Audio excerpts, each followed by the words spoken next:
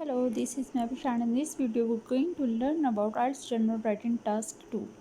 IELTS General Writing Task 2 is the second part of the two writing tasks and is one of the most challenging part of the IELTS test. Most students also find it to be more difficult compared to writing task 1. In IELTS Writing Task 2, students are asked to write a formal essay of at least 250 words. Students should remember that Task 2 holds about 66% of the writing task scores, so it is important to prepare well for it.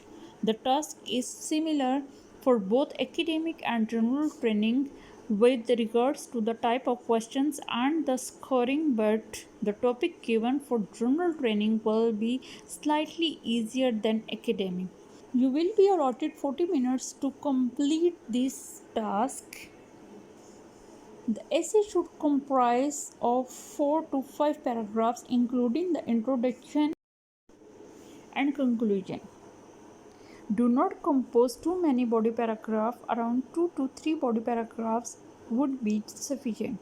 Use proper grammar vocabulary to convey your ideas or points. For example, words used to give reason, because, due to, or words used to contradict point, however, but, although. In the introduction, where you talk about the topic and answer the question in a general way. The first body paragraph, the second body paragraph, in both of these you're talking about details and example, and then finally the conclusion where you summarize your ideas and your opinion possibly from the other part of the essay. And you can also add a few small details from the body paragraphs in your conclusions.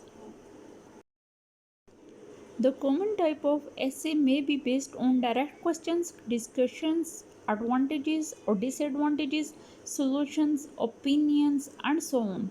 It may vary from one teacher to another based on how comfortable they are in transferring the knowledge that they have. Each essay type in IELTS Writing Task 2 has a dedicated structure. Opinion essay. An opinion essay is an essay in which you have to explain the given topic based on the opinion that you have regarding the topic. How to plan your opinion essay. Read the question properly and pick a side opinion. Figure out why you have that opinion. Now, the reason behind your opinion and use them as main points. List out your supporting reason plus examples. Discussion essay.